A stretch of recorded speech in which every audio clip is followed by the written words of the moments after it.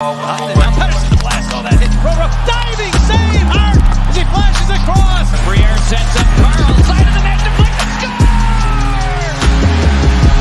Briere moving in. Stops. Cuts to the middle. Still has a shot. Score! Here's Hughes giving it across. Oh, it's save. Save by Maher. Two on one. Got it to him. He's an angle. Short-handed mid. Cruising is Provorov. He scores! Ivan Provorov! What is going on, everyone, and welcome back to the Florida Podcast. I'm your host, Amedeo and Grassia, along with my partner, Chris Maher. As always, we live stream on the Painted Lines, TTP Sports, and FLYERSFANMANIA 93, and a bunch of other Twitter channels, Facebook channels, whatever you can think of. And no, we are not dead. I know it's been a little bit since we have done a podcast, but hey, the Flyers suck. There's not much to talk about. There's a lot of things in our own lives that we'd rather focus on than. Chris has school, me and my other work that I focus on. So, hey, when we ever get a chance to talk about the Flyers, sometimes you just choose not to. That's just how bad this season has gone. But we're choosing today. It's an off day. It's a Sunday. Why not talk about the team that is the Philadelphia Flyers, because we are getting closer and closer towards the trade deadline. So there's still some things to talk about, and especially as you get closer and closer towards the trade deadline, there's going to be more things to talk about because of what this team is probably going to do, and maybe, the things that they can get in return to the trade deadline. So there's more things to discuss on that standpoint, but that'll be talked about later on in this episode. So, Chris, haven't talked in a little bit, man. How's it going? How's it going, man? It's definitely going. It's been all right. I mean, the team hasn't played great, I guess. I mean, last game, don't sugarcoat it, man. Just say they played like shit. They played pretty bad. If we are gonna break it down, game by game, like we kind of have been, or like we were kind of used to. I honestly thought yesterday's game against Chicago was their best game of the season. And if I'm looking, and it's very weird to look at it that way, because it's like, if you want to look at the best games of the year, like obviously people would probably say like the Seattle win and the game right after he got fired when they put up 6 against the Devils. There are games like that, and like I get it. Like blowouts are fun. Like obviously you want to look at it that way, but like if I'm looking at a game that like was like not a whole Flyers domination, it was like just a good complete hockey game that they played. They had a good start, they had a good third, a rough second, and like there was hits, like it was passionate, like it was different. And the crowd was actually better from the 2 nights previous, because, oh my gosh, seeing that building that empty is so weird sometimes. I went to the Sixers game on Wednesday when James Harden first came in Philadelphia, and dude, I was at the arena for like 3 straight nights. The Flyers game on Tuesday, the Sixers on Wednesday, the Flyers on Thursday, and it's just like, man, the atmosphere in the Sixers game is just, I go from a completely packed house on Wednesday, and then Tuesday and Thursday are just trash. No one's there, and Thursday was just the emptiest out of all of them. Oh my gosh, I went to the Capitals game on the 17th when Hathaway put the two goals. Don't remind me about that game. And I sat low that game. I actually sat in the Flyers-Warriors defenseman, Phil Foster. He gave me his tickets when I was there. I already had tickets, but it was here, use mine. I'm not here. So I went down. Me and my girlfriend sat. Me and my girlfriend sat like 105, like row 12. Really good seats. The atmosphere was great. Like there was a lot of, it was more people there. I think it was more because of these things, the Provorov nesting dolls. Oh boy. And, it was a rescheduled game. From the COVID postponements in December. Yeah. So, and that's the thing. It was a rescheduled game. Again, like that's kind of where I look at it. Like maybe it was the giveaway. Maybe it was something different. I don't know. they were playing Washington, and then they are a good traveling fan base. So Yeah. I think when you look at a Saturday's game, there's like a lot of implications that go to why the arena was packed. One, it's a Saturday afternoon, and then people, when you're at the beginning of the season and you're trying to sit around and discuss, oh, what Flyers game do I want to go to? Like if you're not a season ticket holder, if you're just like that generic fan that wants to go to a game, you're looking at the schedule. You see later on in the season, oh, an afternoon game, 3:00, Chicago Blackhawks versus Philadelphia Flyers. Oh, that's a great time. I can get there to the arena by 3:00. It's going to be a great day. That should be a great matchup. Not really looking at to what the hell the Flyers team has become this entire season. And yeah, I think that's basically the implication. I think also with the Marvel stuff, that basically was a lot of stuff that was done for the kids. So like, oh, it's a Marvel themed night. Let's bring the kids down to the arena, get all this stuff, the gritty theme stuff and all that crap. So yeah. let's get a free gritty poster. How was the Marvel giveaway? I didn't take it. You didn't take it? I didn't take it. No. Wasn't it in the comic book? I heard like it was I think it was the first 5,000 fans got the comic book, and then the rest got the poster. And then I heard a T-shirt. I never got a T-shirt. I probably wouldn't have taken it regardless because I wanted to throw the Gritty Snacks T-shirt that they gave away that one night. I was just like, why? That was the same night as a Grateful Dead, wasn't it? I think so. Yeah. When they added that. Hey, Joel, how you doing here, buddy? Oh, boy, ruined my day reminding me this team exists. Yeah, that's a shame. Sorry, buddy. You know, when I was watching that game yesterday, I actually had fun. And, and if, call me crazy, call me whatever, but, like, I'm trying here to find the good things to take out of this season. Because this is the worst season I've ever watched, easily. It's one of those points where I'm at the games that I'm just sitting here analyzing the game. I'm not here like, oh, they score a goal. I'm not getting out of my seat because I know this team sucks. I know, like, I'm just waiting for the inevitable meltdown. It's gonna happen. Yeah, that's the thing. I mean, I'm still that's not me though. Like, I'm still cheering. I'm still going like absolutely crazy when they score, like cursing like a sailor, like. And I don't know what it is, man, but it's like yesterday was different. Like Hayes was back. I thought they played really well yesterday. And I think the message that Yo said to them, I thought that really stuck out, and they were able to kind of get that message. And Jones, I think, said at post game, he was like, somebody asked, did you guys get the messages? It's like, yep. So it sure seems like they picked up what he was putting down, and they were able to kind of take that into yesterday.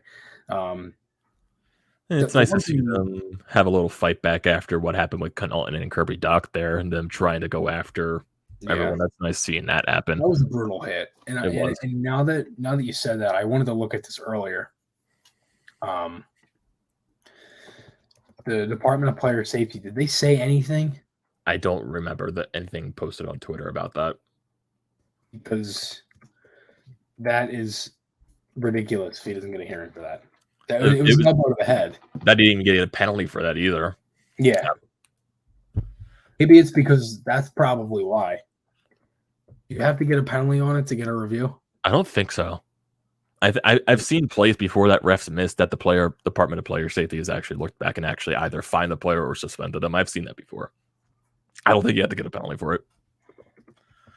Because there are even penalties that when they're like originally called 5-minute majors, then they're changed to 2-minute minors. Like the player safety will still look at it just to see like if it's worthy of a fine or a suspension or something like that. So I don't think it has to deal with it being a penalty or not. I would assume it has some influence on it, but I don't think that's the full. Yeah, the last tweet from the player safety Twitter account is February 20th.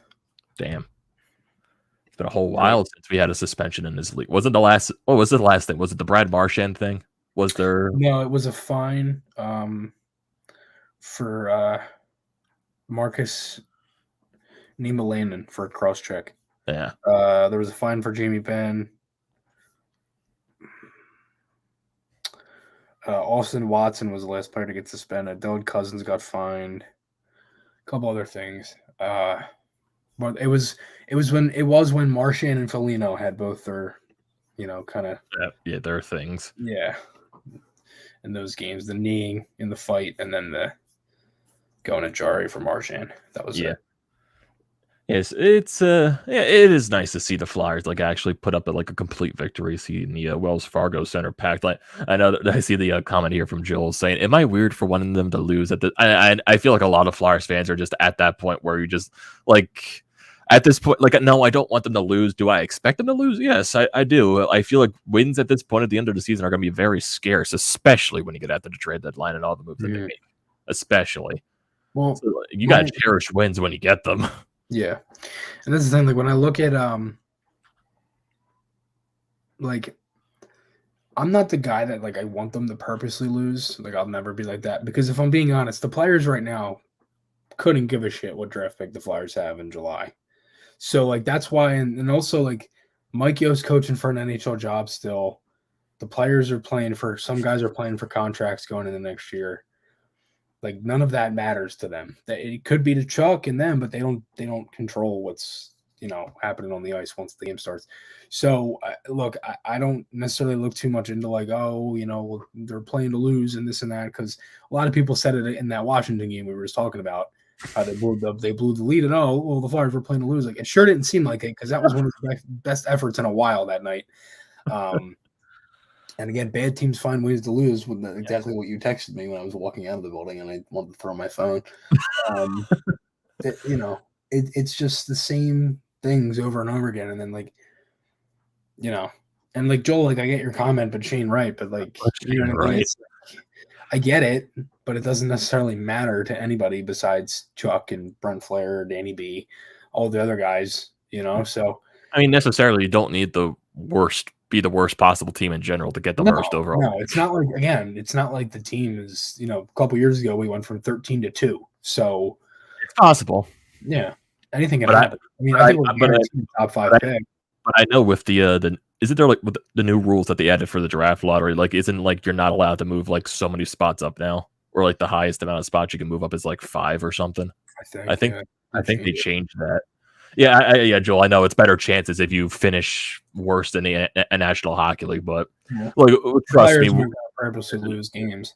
Trust me, when you get after the trade deadline, this team is probably barely going to win any games. So you're barely going to win any games for the season. Most likely. And that's the thing. Like, I don't think Giroux is going to be purposely trying to lose games, and it's probably his last few here. Oh yeah, no doubt. So that's why I don't. No one's gonna be worse than Montreal or Arizona. So basically, if the Flyers were to be one of the worst teams in the National Hockey League, they'd be like 3rd, 4th, or 5th worst at best.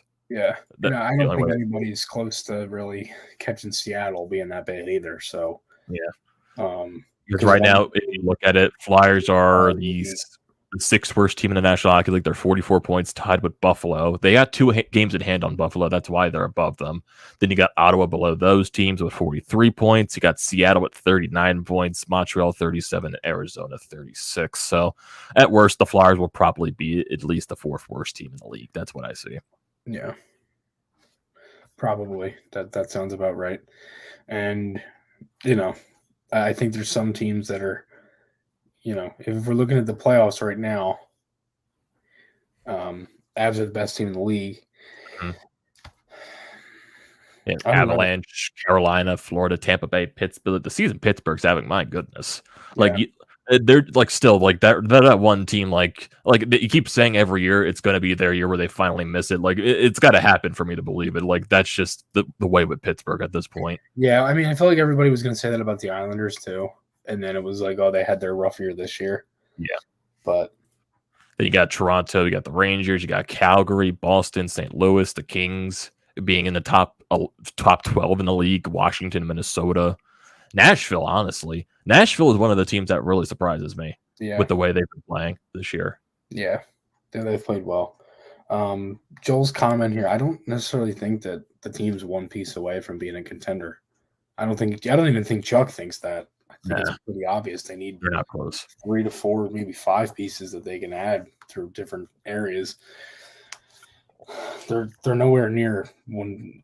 If they were one piece away from being a contender, we'd be in the spot Colorado, Carolina, or Florida is right now. Yeah. Like right now, when you're looking at the trade deadline, I guess we can get into this discussion now because that's basically the only thing Flyers fans care about at this point is the trade deadline and what the hell the Flyers are going to do. So if you're looking at the Flyers in general, looking at their cap friendly, so they have a lot of UFAs. some big UFAs, some minor UFAs where you could probably get some late round picks for them. So right now, the biggest talked about guy in the world is Claude Giroux. The worst kept secret is Claude Giroux. So right now, we all know the rumors that are circling about everywhere. The Colorado assistant GM has been scouting the Flyers games for what was it, like the past 4 games or something like that. Yeah. So there's how many scouts are there every night. Yeah, there's at least like 7 to 10 scouts every night, even more than that. Game, there was 17. Yeah, there was a lot of scouts at the Minnesota game. Yeah, a lot. That is 2 teams that a lot of GMs are probably looking at. So, and you're looking at right now, Claude Giroux is most likely, well, not most likely, he is going to get you the best like return possible for anything that can help the Flyers, like just future wise. And right now, I know the rumors are. I know Colorado is like right now the favorite most likely to land Claude Giroux just with everything that is going down right now. Mm-hmm. And if I look at Colorado's cap friendly as well, we already know Newhook's out of the question. That's not going to happen with the way Joe Sakic is. I know Barron's one of those guys that keeps getting brought up, a defenseman for them. He's 20 years old, just on his entry-level contract playing in the AHL. I know that Hellison kid that was playing for Team USA in the Olympics. I know he's one of the guys one of the kids that's talked about. I know some guys that are on their main roster right now. I think what was it, Jost or Comfort they were talking about possibly trading in return for Claude Giroux or something like that. Yeah, I personally feel like the team is going to be Florida. You think Florida? I think Tippett's been kicked around, and he's a guy that I could see. I don't think they'll get Lundell. But I could see Florida because I think that's one other thing too. You put Giroux with Barkov and Huberdeau, and oh my god, Florida and Colorado are the scariest teams right now in the league. Yeah, I can easily see that being a cup final, and I could see Florida. Like Florida, to me, I think has a better chance than the Avs. And I only say that because if Bob gets hot, he's hot. That's true. And like it's like you can't score on the guy, but then again, when he's bad, he's really bad. So I don't know.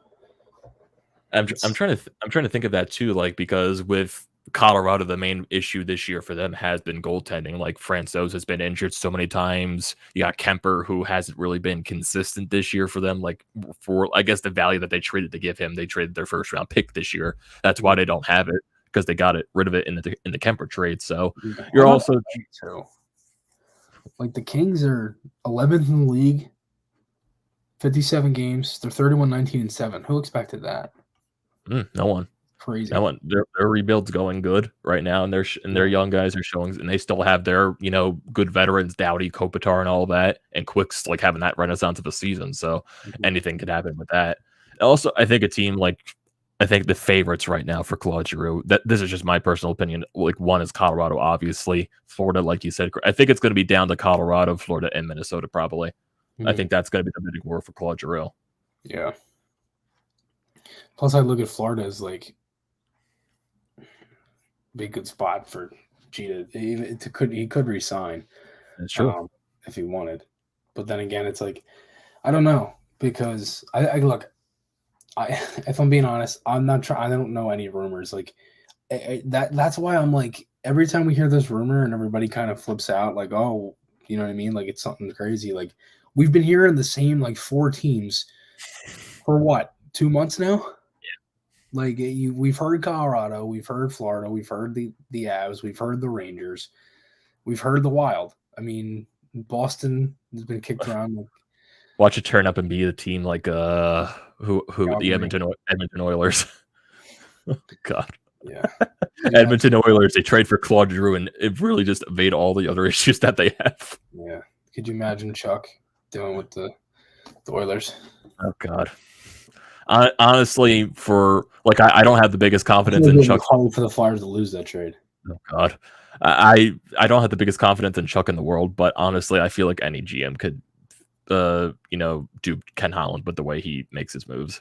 I can just see that. Yeah, I don't know. It's like I know Edmonton's on their hot streak right now, but it's just like I know Koskinen's also on a hot streak as well, but that team is an easy first round exit. They just like they don't have the depth. Yeah, the Oilers. They don't have the depth in the forward core. They don't have depth defensively, and they're relying on either Koskinen, who in the long run is not going to win you anything, and then also a 39 to 40-year-old Mike Smith, who really does not have much left in the tank. Mm-hmm. So I understand like yes, McDavid, Draisaitl, but they need help. They don't have help. Yeah, they need help, and they experimented in different areas with the defense, and I think Keith has played well. I haven't watched too many of their games, but I think he's had a solid year. And also Darnell Nurse, yes, he's a very good defenseman, but he's not $9 million. He's not $9 million defenseman. No, me at max. Again, I don't watch too many of their games, but I'd probably say 6.5. Yeah. And that's also the other thing with the all the Ristolainen rumors, like getting into Rasmus Ristolainen too. Like I know the rumors right now from Anthony Sanfilippo, the Flyers offered him around I think it was like a 6x6 or something like that. It was 6x6x3. Yeah, and then he turned that down. So his camp was 7. Yeah, I'm not paying Rasmus Ristolainen $7 million. That's his deal now is too much. But like somebody had kind of said this the other day, and I was thinking about it too. Like it's pretty similar to the Hayes situation. Because it's like they overpaid to get a center that they desperately needed. So it's like they might do that again and overpay desperately for a defenseman that I'm being honest, they kind of need. Because it's like if I'm looking at other options, you have Petrie. The ones that at least I look at that are reasonable for them are Petrie, Manson, Hampus Lindholm, and Klingberg. And he's getting you 9.5 at least on the open market. Like I know I try to go after this is something I try to go after maybe a Josh Manson in free agency. Yeah, I'd like to see. Well, that's the thing. It's like I could see a Manson because it you have I look at it as like the Provorov Niskanen thing. Like it's like Sanheim can pinch offensively and do his thing offensively. You could have Manson who could still be offensive. Probably more offensive than Ristolainen, but still be very good defensively. But again, the Ducks are having a better year, so I don't know if they'll want to give up on. I don't know. 47. Trade Dave Scott for an iPad and trade Chuck Fletcher for the Charger. They're lunatics for even thinking about offering Risto that type of extension. Yeah, I don't know. It's I'm really like that. Something like that really scared. It's like I know people want to bring someone like a Nazem Kadri into Philadelphia as well. It's not the fact that I don't like Nazem Kadri the player. Mm-hmm. I'm afraid at the fact that one, he's a 31-year-old player having a career year. He's going to demand a lot on an open market, and for what you're paying him for, is he going to play that type of way again for the way he's playing this year? That's what makes me. His numbers are obviously inflated because of being in Colorado. I don't know. We'll see. They need to do something, and it's not like they're just gonna not address their problems. They're gonna have to do something. And then the reason they're going after guys and trading for older guys is because if I'm being honest, like the team's too young. Like I know they got older, but like there isn't much. Like there aren't many players here besides Giroux that have really even gone that far in the playoffs, if I'm being honest with you. I mean, Ellis is hurt. Yandel, he sniffed around it a little bit and went to the West, and that was in 2012 with Phoenix. Jones went to the Cup final and was deep, but that's a goaltender. That's different. The Rangers, I don't really look at the Rangers as a team that is that great, though. I mean, if you're looking at numbers, like the Rangers are one of the worst 5-1-5 teams in the league. And Sturkin is probably true. The Sabres are a young team. The Red Wings are a young team. Minnesota is a pretty young team. They have some older guys, but their average age is pretty young. Like there are young teams. You can also say Colorado is a young team as well. Florida, you can say, is a little bit of a young team. Yeah, for sure. Hey, EJW, how you watching this from the beginning? Go ahead, my man. Yeah, you're going to have a little bit to catch up on. But yeah, like with the Rangers too, like you also got to handle. And like everyone says, oh, do what the Rangers did. It's really hard to get the luck that the Rangers had with, even though like right now Kako and Lafreniere are not like really at the biggest like, contributors on the team right now, but then you also got to handle like they hit on a bunch of their later round picks, like, or even like later first round picks, like they got Keandre Miller, and then they got lucky with Shesterkin, and then they got lucky with Adam Fox just being the dynamo that he is. No one really expected them to be that great, or like people expected him to be a good defenseman, but he like Norris caliber defenseman. Like no one expected that from him. And then you also got to handle like they went after Artemi Panarin in free agency. Like they were able to build around Zibanejad, that who they traded Broussard from Ottawa. And then you still got Chris Kreider, who was one of those players that you build around. So they had a foundation that they were able to build around. Right now, do the Flyers have that foundation right now, or is really anything on the line for Chuck Fletcher? I feel like they have a foundation. I think there's somewhat of a foundation, but I also think there's a lot on the table that Chuck is willing to do. Right. Because I think he's willing to move on from certain pieces to make things, even if that is a young player on the team. Mm-hmm. I feel like he is willing to do, like if that's a Travis Konechny, if that's a Travis Sanheim, because you have Cam York up in the mix, you also have Yegor Zamula as well. So I guess maybe Chuck's not worried about getting rid of a Sanheim because you have those younger guys in the pipeline that you could bring up. Yeah.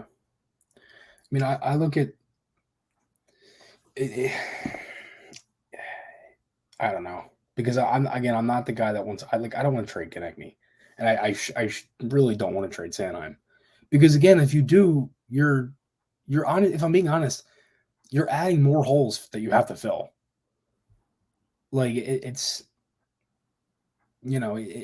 guys that if you're trading a guy like Konechny, like what's your kind of return for him? Because like I just kind of like I'm not the guy that's like just gonna trade them because he's having a bad year. Like that makes no sense to me.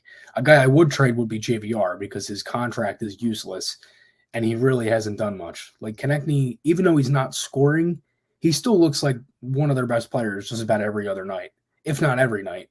Even though he's not scoring, he's been effective a lot recently, and he's been one of the guys. Him and Sanheim actually, and Lawton, I think have played a lot better since Yo has taken over. But like again, I'm not just gonna trade him to trade him. Like you have to understand, like just because the team's playing bad and certain things aren't happening doesn't mean they're just gonna blow the entire thing up. Like again, Yo is coaching for a job next year to either stay with the Flyers or go with another team. You already have Ian LaPerriere down in the AHL, they've basically changed the way that the Phantoms have looked because they went from Scott Gordon, who coached down there to win, and now you have LaPerriere, who's down there to coach to develop players. So they've changed the dynamic there. I do, and again, I've said this before and I'll say it again until next season even starts, a new coach and a new system is going to change a lot with this team. Because again, going into this year, what was the one thing that I had mentioned and had continued to say that I was worried about was the fact that they changed everything but the coaching staff. And if I'm being honest, what did everybody bitch and moan about in the end of October, beginning of November? Oh, they dumped the puck in too much. They do this, they do that. That was because of their system, and that's why they still have the same issues now. And if you're looking at it recently in Saturday's game, why do you think Strome put the Hawks up 3-2? Because McEwen's all the way down the other end. The forwards leave the zone too early. I think people don't understand that because they blame the defenseman too much, which is the same thing like with Provorov. Like everybody wants to pick on Provy when the guy has literally, I think, played with 6-7 defensemen this year. Braun, Sanheim, Sealer for a game, Ristolainen, Ellis. I don't know who else. There's got to be anyone you could think of. Yeah. Did he play with Yandel? I think he did. Probably, like for an instance. I think he might have played a preseason game with him, even still. Like, it's the same things. It's like you can't expect much from a guy that, one, plays the most minutes on the team every night, and two, Christ, he's playing with Justin Braun. And that's nothing against Braun. Like, I 100% agree about the Gostisbehere trade because I'm actually kind of glad that he's playing well because they traded him. And how long did I say it? They should have just traded him to trade him because they're not using him right. And now look at him. He goes to Arizona. They're giving him every ounce of playing time possible. He's playing first power play unit. and he's got what 31 points, I think. He had a 4-point night the other yesterday. You see Schmaltz at 7 points. I saw that. Yes. Yeah. At the end of the day, I can care less about what Gostisbehere is doing because honestly, if he's on his team right now, he's not going to be producing the way he is. So yeah, that's because AV didn't use him right. Yeah. And so I could care less what Ghost is doing, and honestly, I also put that to the fact. Yes, he's also been used better in Arizona. Plus, he's also in Arizona. He's the best player on that team, so he's going to be putting up the points. right. That's how I see it. Like that's the thing. If we traded Ghost now, like Ghost would not be Joel. Like Ghost would not be putting up those numbers right now in the Flyers. If he were on the Flyers right now, he would still have the same amount of trade value that he had last year with them. Yeah, he would still have that. Yeah, I mean, I think Yo would have used him differently, honestly, because I would have. You also have to factor in who wouldn't have been playing. I don't know. Like if they kept Gostisbehere versus the line and if they kept Gostisbehere, they probably won't be going after Ristolainen. Right. But who knows what happens then? Because Ghost wouldn't play with Sanheim. That wouldn't make any sense. Then where would he play? First pair of Provorov? First pair of Provorov or bottom pair with and so, what's his third pair do? We already experimented third pair with them. So it made no sense to keep him. So that's why I'm like, I don't know. It just right, like that just goes back to like what you said system wise, and I do expect him. I don't think Yo's going to be here next year. Like, who knows with Chuck Fletcher? I actually think Yo would still be here, but be in the spot that Ian LaPerriere was. Kind of just be on the bench, like kind of how Torchetti is now. Spark up the boys, that kind of thing. That's kind of what I think Yo would do. I'm not saying I'd rather have Risto than Gostisbehere. I'm not saying that whatsoever. I'm just saying like Ghost on this team right now, he's not any better than he was last year. That's just my honest opinion. And I can just care less about Ghost. I can. I mean, Ghost is probably worse defensively. So, but yeah, he's better offensively. So there really is no. I don't know. You just get more of an offensive defenseman, or you get a bully back there on defense. It's like I don't know. Flyer Bob says just got off of work. First thing, get rid of Yandel and JVR. Well, the one thing about Yandel that I completely forgot about, he has a no trade clause. Yeah, they can't move him unless he waives it, which I would probably expect him to do that. He could, yeah. If he wants to talk to him, try to go. Like, we want to use Zamula or, I don't know, a guy like Hogberg. I don't know, maybe somebody they'd want to use. I'd hope that Zamula gets the first look if they were to do that. But yet again, Joel, Rasmus Ristolainen has more value than Shane Gostisbehere. Yeah, and that is fact. And he's also played well recently. Like everybody just likes to shit on the guy. With the way GMs value him in the league, he'll still get you at least a second round, the first round pick. Yeah. And again, like Craig Button mentioned this on the podcast with Boom Meltzer and Jason Martinez. Guys like that are going to net you more because they're bigger defensemen that can hit, and they're just better. Like that's what you want. So, and GMs value that more. Yeah, GMs value that more. It's not. Especially, he's also a right shot defenseman, which right, and every defenseman has turnovers. It's not again like Risto ain't perfect, but he's also like Christ. The guy's played in Buffalo his whole career. Like what? I just don't understand what people like. I don't know. I think a lot more guys on this team are worse than Risto on defense. Sealer, Yandel. I think it's also the matter of fact people just want Risto to prove them right. I think it's also one of the other things. A lot of the analytical people are out there. Again, I think a lot of people just look at the numbers too much. It's like you can't sit there and look at a chart the entire time and then, not admit when he's playing well, but then right when he makes a bad play, it's everybody just jumps on him and shits on the guy. It's like it happens all the time. I see Ryan right there. Toronto, honestly, I feel like they can look at the Flyers for either Ristolainen or Justin Braun since they don't have Muzzin now. I think Muzzin or Braun would make more sense. Yeah. He's like that. Yeah, exactly. They don't have a lot of cap. Either, yeah. Buffalo ruined his development 100%. They ruined Eileen's development too. Throwing guys into their shit system and team and environment, it ruins a guy. Like That's why Ristolainen didn't play well there, because he was thrown to the wolves into a situation where it was like, oh, fix this, and played first pair. You know what I mean? It And that didn't was help. also a Buffalo team that was just starting their rebuild as well. Yeah, and they got nowhere with it, and they're still in that rebuild. When the bad plays Risto makes happen literally all game, yes, I will get on his ass What for bad that. plays did he make yesterday? Like, people highlighted it on Twitter. The turnover on the goal wasn't good. And it wasn't even a turnover. It was, first of all, it was a turnover in the offensive zone by Lawton. Then they changed, and then Risto with the bad hit. So it's 3 things that lead to the goal, not even just Risto, but everybody will highlight Risto on it. And no, I don't agree with that at all. I think he's played really well recently, and he's been physical. I mean, they're obviously experimenting with the guy. He's playing net front on the power play. That's what he did in Buffalo. Yeah, and they're doing it in any way possible. And they've even changed it where they had him and Yandel on the power play on the 5-on-3. And it's funny, they're the only 5-on-3 team, or the only team that hasn't scored 5-on-3 this year. They did score 6-on-3 against LA, but that's it. Yeah, that's weird.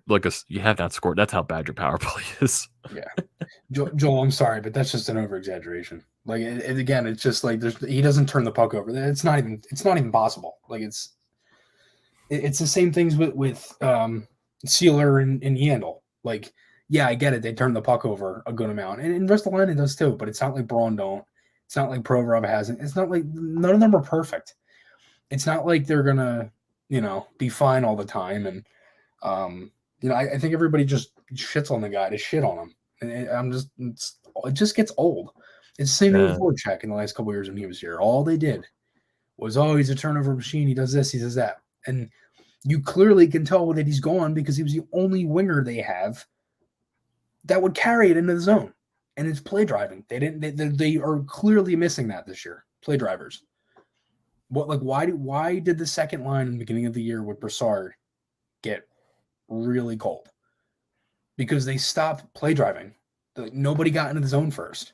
Why do you think Lawton's line plays so well? Because Lawton is a play driver. Lawton gets into the zone, gets the puck first, wins a couple battles. Everybody else kind of flows in. Stand back. The system doesn't help either. So when you have a team of, like, their system is supposed to be on skating, and the guys aren't in the position to skate. Like, you know what I mean? Like, they're just not there, and it just makes no sense. Or they're just not fast enough either. Right. And I do think the Flyers are fast. Like, they're not, like, they don't look fast, but Lawton's got some speed. Drew has some speed left. Coots has a good stride, but he's not the fastest. Hayes isn't fast. Konecny's got some speed to him. Again, I don't necessarily agree with that. It's just like, I just feel like the thing on him is always going to be negative. Like, the outlook on Ristolainen will always be negative. Because imagine if, like, a team like a Toronto does trade for him. Imagine that market with Ristolainen. Oh God, that would be oof. So before we get into more of that, the Philly season has a comment right here. Thoughts on Giroux to Florida with a guy like Tippett in return? Personally, I just worry that would turn into another Frost situation. That's an honest worry. I can definitely see that with the way the Flyers have, put out Frost right now, with, forcing him to play in the bottom six, him playing fourth line, him not playing with the best players in the world, like with Willman and Jerry Mayhew. That's not going to help Frost out a bunch. And then it can constantly set down to the AHL, to where then he'll produce down there and then really not get any chance up in the NHL squad. It's I can see that. I could definitely understand the worry. Tippett would work, and that's what the Flyers need in the trade. They need a legit NHL ready player. They can't get a prospect for a guy like Giroux. It's just not part of the deal. They won't make the trade if they don't get a guy like that back. Yeah. A guy who literally can play, but literally by the time he gets to Philadelphia, he can lace up the skates. If you're a prospect, if you're trading in return, it has to be a guy that can be playing in the lineup the rest of the season, or that's going to be making the opening day roster next year. Those are the type of players I would pray for. Ryan Risto's not going to sign for that contract. His agent wants at least $6.5 to $7 million. Yeah, his camp wants $7. You're not going to get that. And they can't figure Frost out because they have him on such a tight leash on a yo-yo. It's ridiculous. You have a guy, again, it took them until Kevin Hayes to get healthy to take out Mayhew. And again, that is nothing against Mayhew, but that is a problem to me. Yes. When you're overlooking a guy who only played 17 NHL games before he came to Philadelphia. Like Max Woolman yesterday, they're talking about him on the broadcast that he's like a part of their fourth line. I love Max. I actually think he's going to stay. I think he'll have a really good shot to compete in camp. I don't know if he'll make the team at a camp. He could, but I look at it like if he's playing well, then he'll be up here. If he's not, we'll send him down. But like every other guy has pretty much gotten a reset besides York, besides Frost. They basically like Frost should be up here the rest of the season. There's really not much for him to learn down there in Lehigh Valley. Every time he goes down there, you always get that tweet. He looks great. He's done this. He's done that. He's dominating the game. May not be scoring, but he's dominating. That's fine. That shows me he's not an NHL player anymore.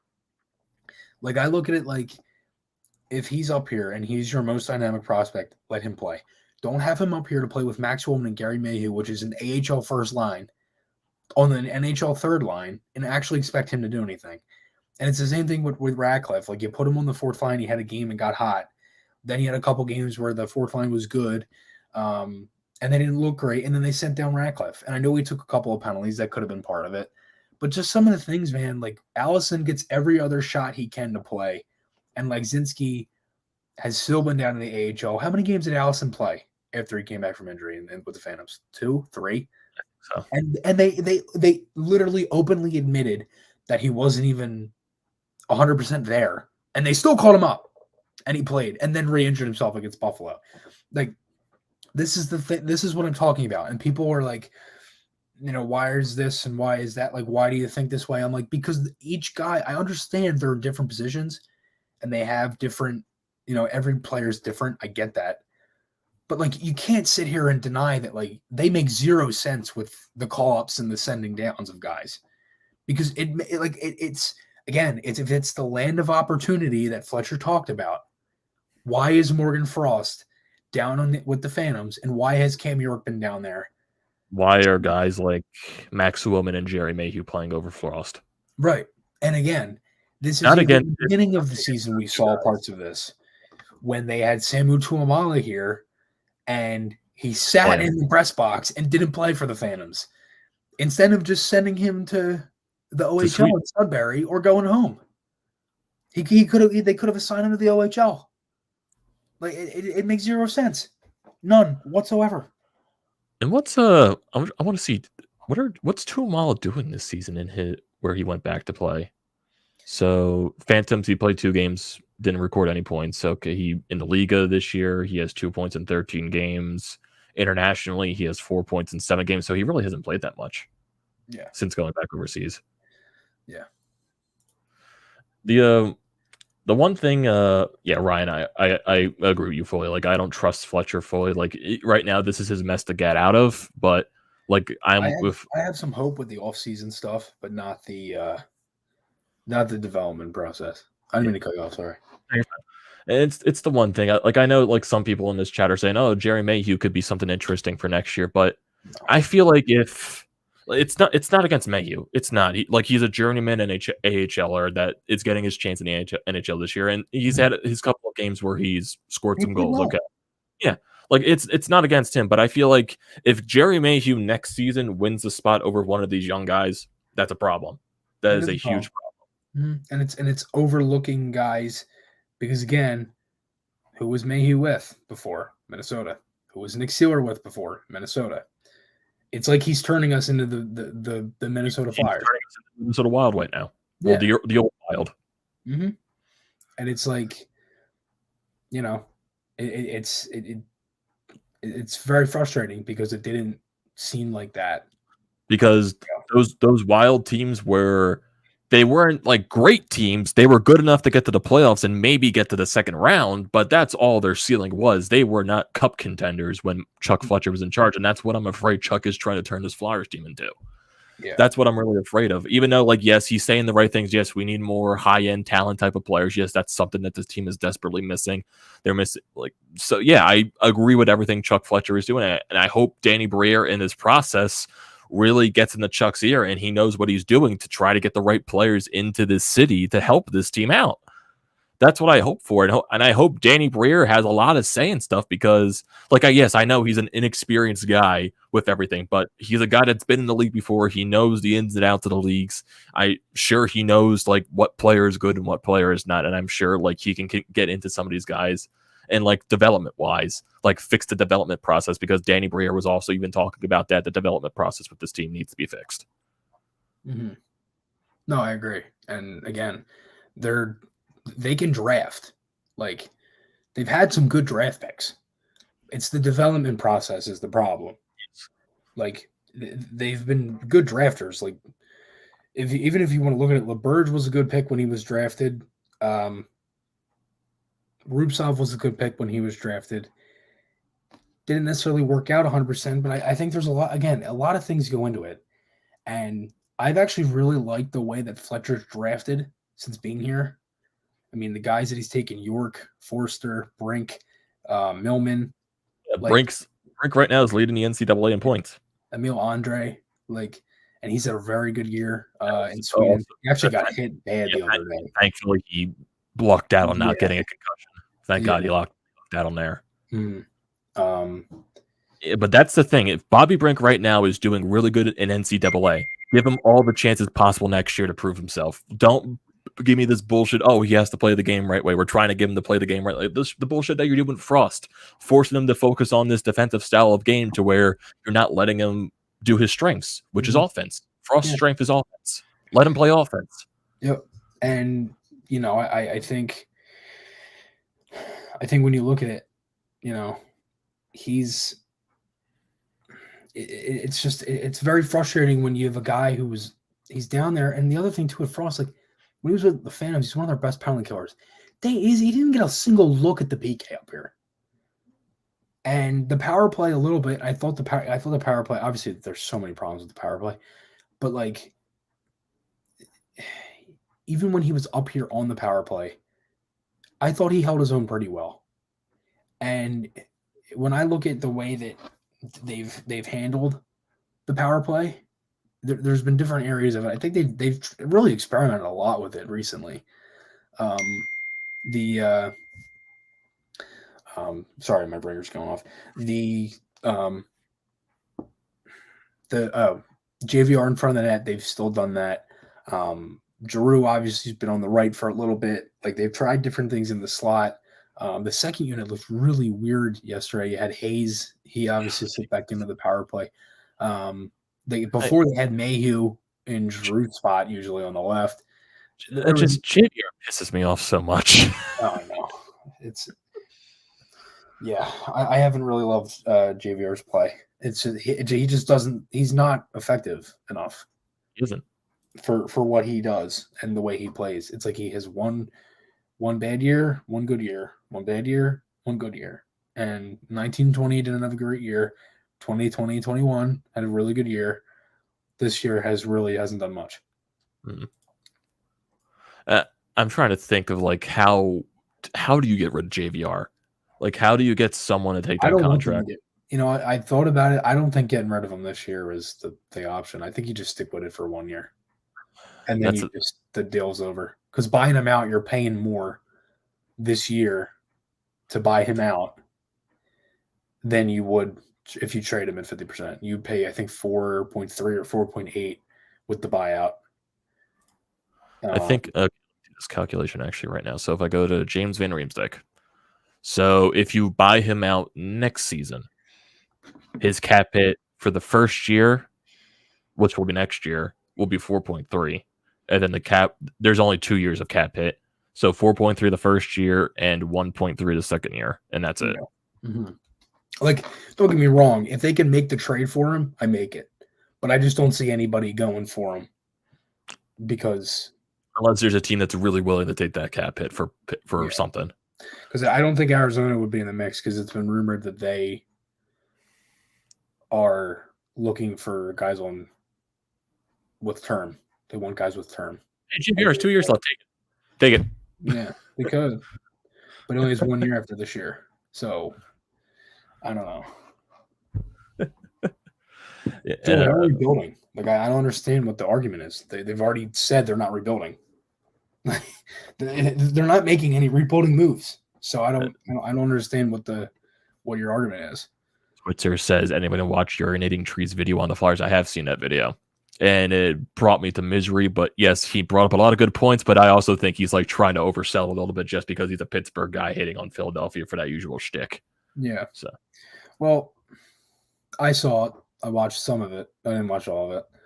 I don't know. I mean, I think a lot of it is right.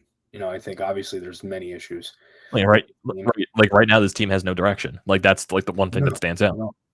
And I did that podcast with Zach Ronaldo, and he had said when he came in to the league with the team, they had so many veterans and so many older guys that have had so much experience. And he listed a couple of them. Actually, Drew was young, Yager, Hartnell, Briere, Coburn, Pronger, Brzgalov. Like, there were guys there that played in the league for a while, and I think that's what the Flyers are missing. Like, again, I understand when I say younger, I don't mean by age. I mean by like guys that haven't been in the league that long or done much in the league. When I mean done much, I mean go to the playoffs. Like Konechny, Provorov have only seen the playoffs for a little bit. Sanheim, same thing. Ristolainen hasn't seen a playoff game. Araby's only went to the Cup final once. Jones, and they're both on the same team. Sealer, Yandel, again, like I mentioned. Atkinson, 2014, 2018? That's it? 2019, actually. 18, 19, yeah. Like, who's gone? Ellis is the only recent one that was deep in the playoffs. And has played 4 games. Yeah, that's what I mean by like young. Like they don't have the playoff experience at all.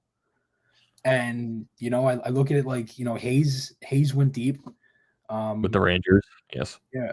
Like, and that's just off the top of my head. Obviously, there's more. But if I look at the Flyers roster right now, just seeing players on this team that have gone deep in the play, like Drew, obviously, and JVR with the finals in 2010. Atkinson, he's only made it to the second round like once in his career. Kevin Hayes, he went to the finals with the Rangers. Konechny, the farthest he's been, second round. Walton, same thing. Lindblom, same thing. Farabee, same thing. Brassard, I think Eastern Conference Finals with Ottawa. I think that's the longest he's been. Yeah. Defenseman Provorov, 2 rounds. Ristolainen, none. Sanheim, 2 rounds. Braun, Stanley Cup final. I think Yandel was on that Rangers Stanley Cup final team. I believe so. I think that was the deepest he has been. I'm not entirely sure.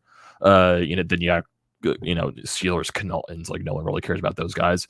Hart, 2 rounds in the playoffs. Jones, Stanley Cup final. Like really, the Nate Thompson. I'm not sure. I think the furthest he's been was Anaheim, possibly at the Western Conference final. Yeah. I think maybe Tampa Bay. I know he was on Tampa Bay too, but I think Anaheim is the latest for him. Yeah, Yandel played in Arizona that year.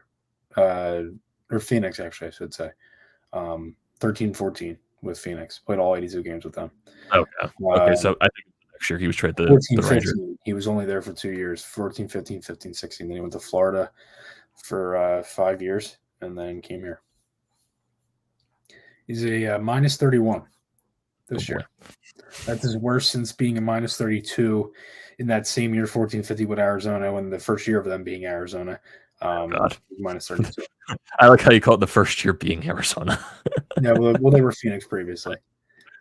Yeah. You think that was the problem for the Coyotes? They changed their name from Phoenix to Arizona. That's why they suck now. Yeah, I think Phoenix had a better ring to it. Jack says, if there isn't a vision for a franchise, you think they were smart enough, they might fire the guy in charge of the vision, which is the GM. But at the end of the day, it's Dave Scott in charge of everything. That's why I think a lot of what Fletcher's going to do is going to be he's going to go as deep as he can and make the team better. And make every move possible. If all else fails, overpayment, you're probably going to see they give up a lot. It's going to be a similar offseason trade-wise, not like players, but I mean, like, what they give up is probably going to be a little more because they're desperate. And I think he's being desperate. And it's hard to show, but I think it's pretty damn obvious they're desperate. Look at the record. Look at the way the team's been. Look at how many scouts are in the building every night.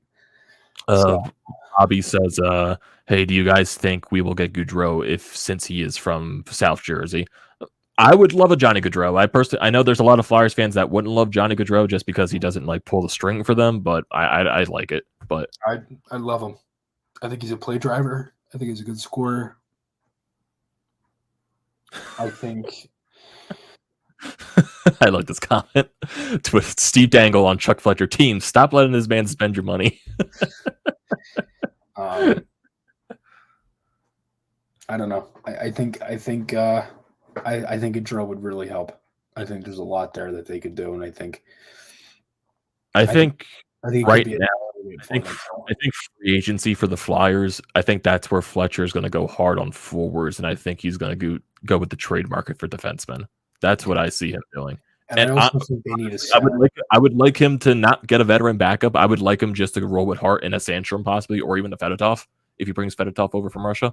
Yeah, I don't know if they'll experiment with that though. Just because, I see what you're saying, and I would love that because I think Fedotov could really work. But I will say, I don't know if they'll do that just because, again, he's going to go do everything he can to get the best team, and I don't know if he's going to want to put pressure on Fedotov like that. So I don't know. I don't necessarily think Sorokin was kind of put into that kind of spot either. We trade young players and assets. Trade young players and we're not trading for Gaudreau. Not trading for him. He's a free agent. There's nothing to trade for. He's a free agent. And if anything, they're going to be giving up cap anyway because they have UFAs and RFAs, and if you're trading a guy like Giroux and a guy like JVR, that's $15 million off your books right there.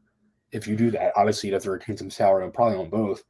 And I know you have the Farabee and the Couturier contract kicking in next year, so that's It's not the same thing. It's completely different. Trading and free agents is two completely different things, and he is a help.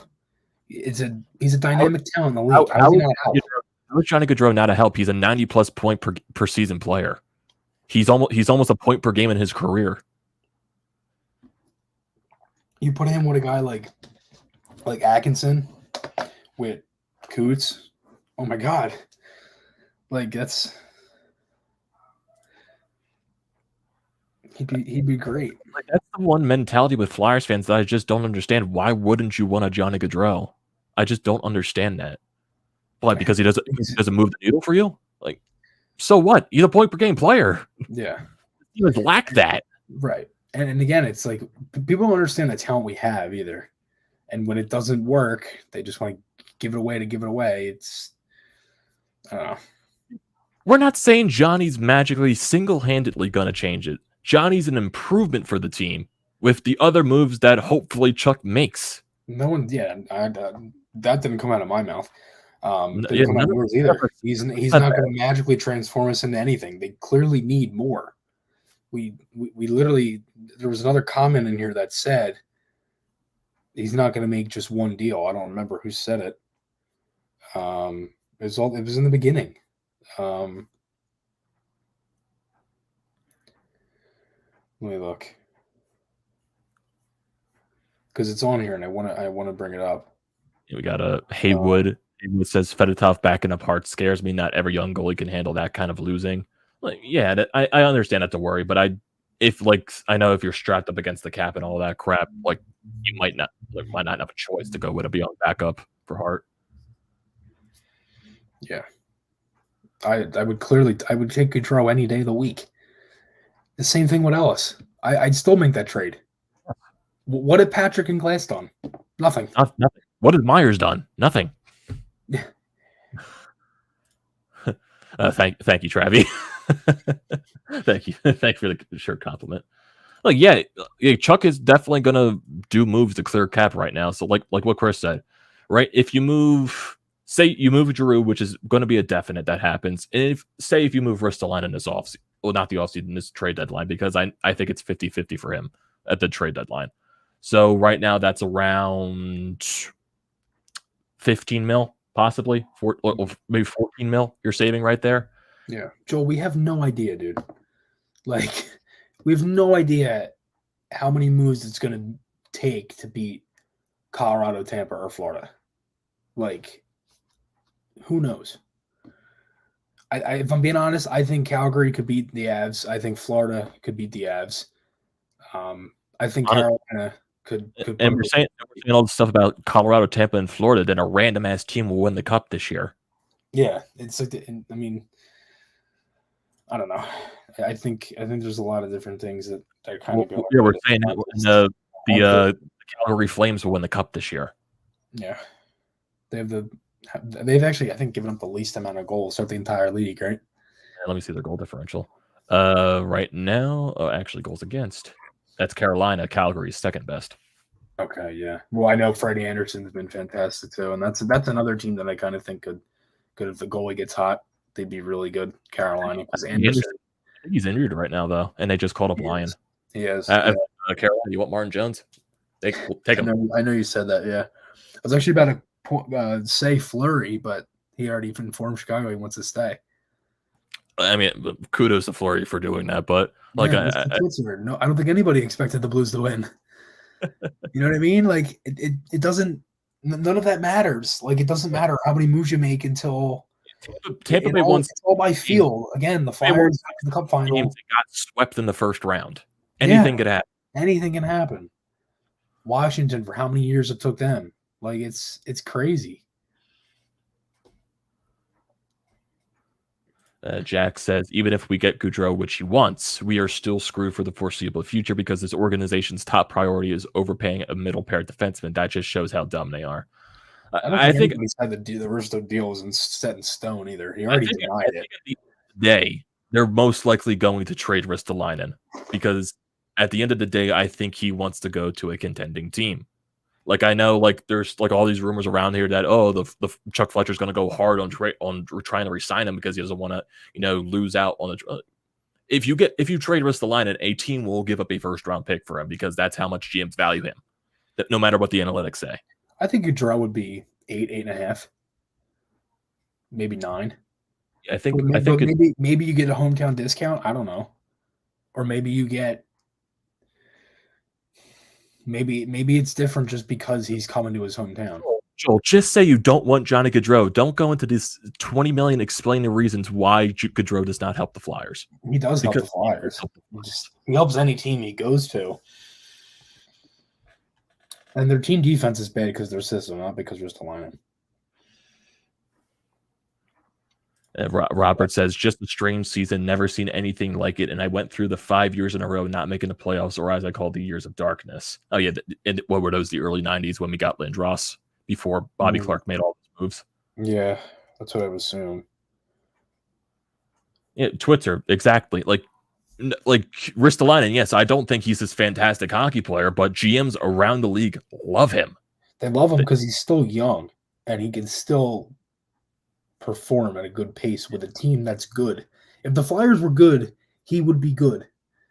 Like, it's not necessarily that hard to understand this. Like, if the team was playing better, none of the issues with Comcast and the Kate Smith statue and the alumni game and all of that shit would even be brought up, and Gritty and everything else, because the team's playing well. You didn't hear a lick of that shit in 2019-20 when the team was good.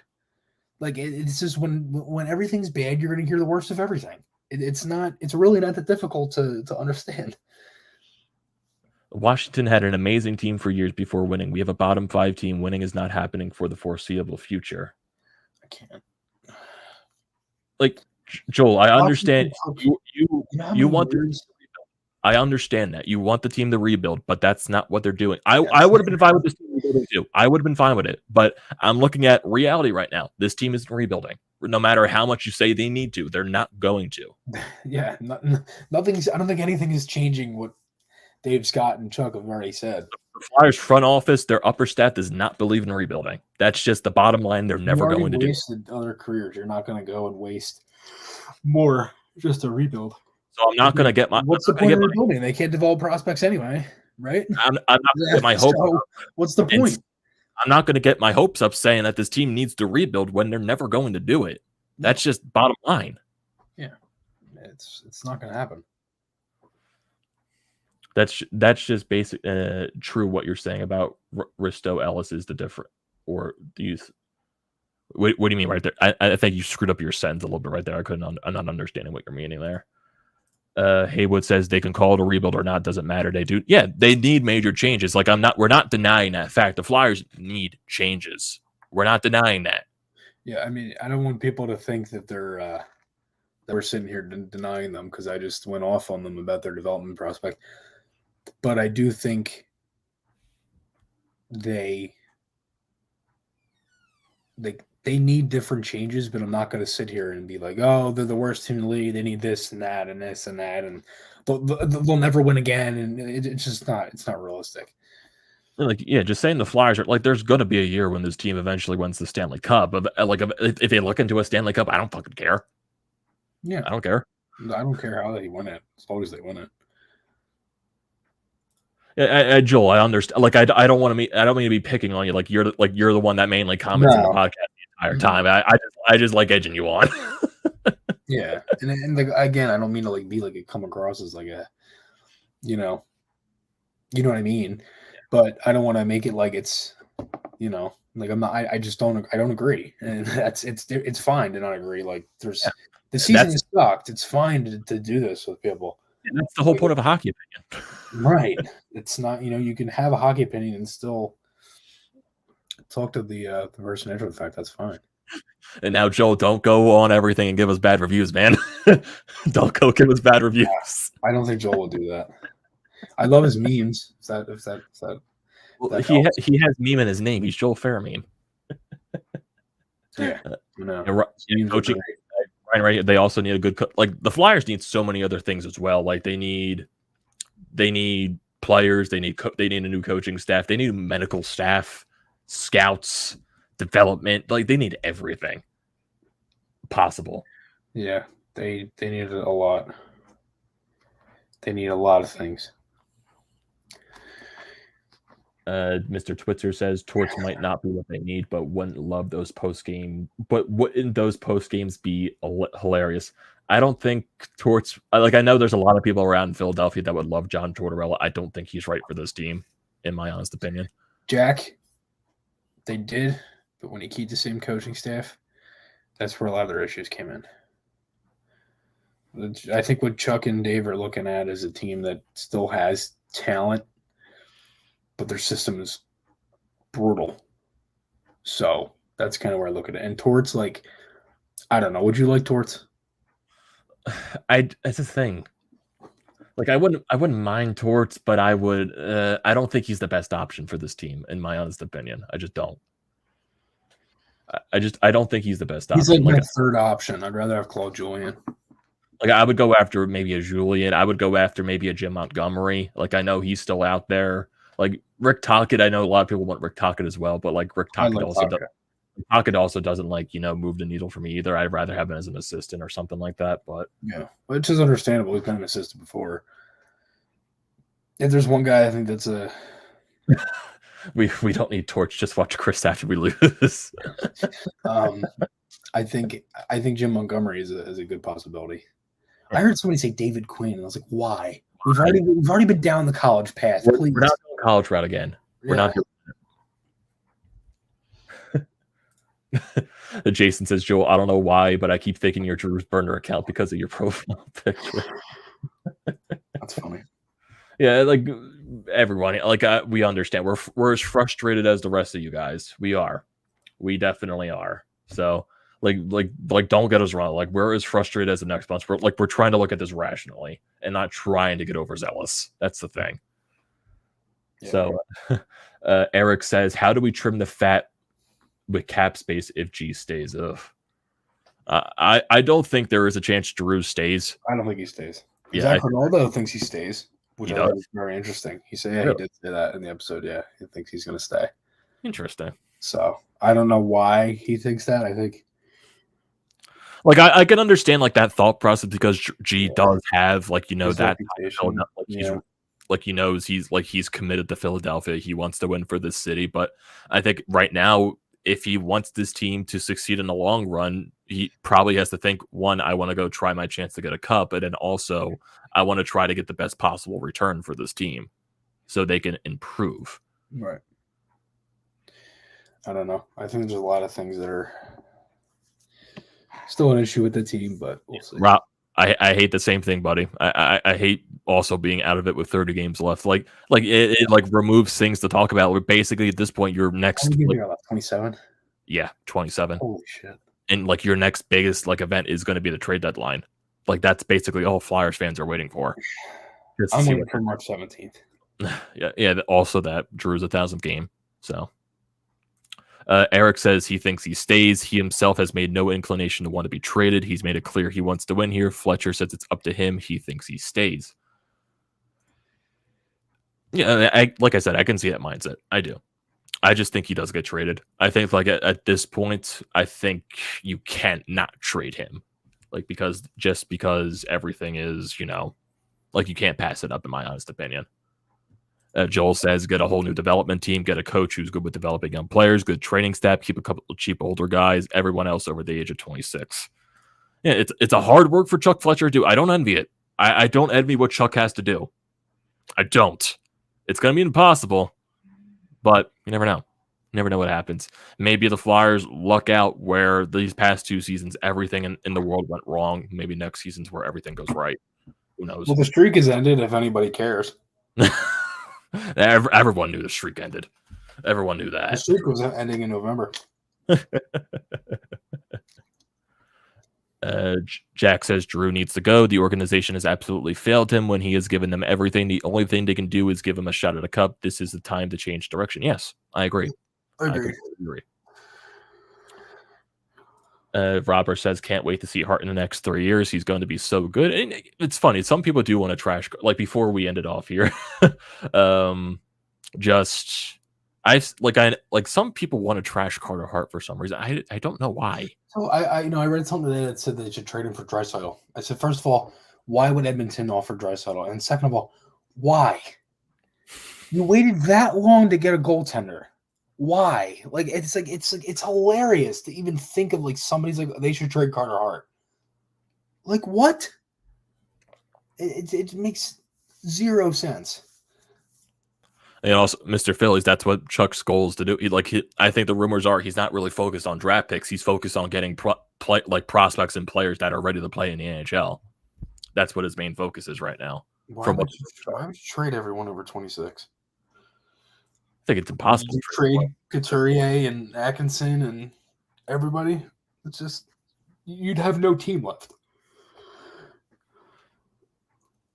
So yeah.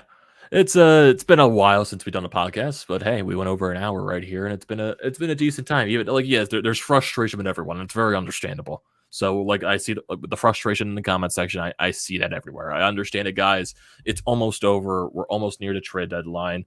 So everyone just try to keep a positive light towards everything, and try not to I understand it's easy to vent frustration, but try to keep a level head. I guess that's the only therapy session that I can think of right now.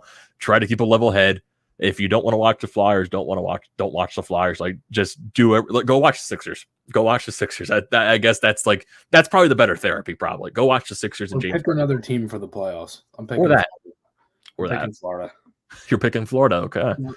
I'll probably think about that more in the next upcoming weeks when we get closer towards the playoffs. But that's also a really interesting discussion. But hey, who knows? Haywood, you know what? That's kind of what I'm thinking too. Yep, there you go. They can't be terrible. There's got to be some. I mean, we're not Buffalo, so let's look at it differently. So we want to thank everyone here for joining this live stream, the podcast. I'm not sure when the next episode is going to be, but we are definitely planning on doing the live stream like we did last year for the trade deadline. So definitely stay tuned for that. Yeah, so thank you to everyone. Later in the day. Yeah. Depending on when you do it, if you start early and then I just join when I can. Yeah. It'll probably be one of those. Or maybe I'll join in pockets. I'll have to join when I'm walking. Join during class. Yeah, mid class. Hey guys, I'm here joining the live stream. Hey Chris, what's the answer to this certain question? Shut up! I'm trying to find Giroux's traded.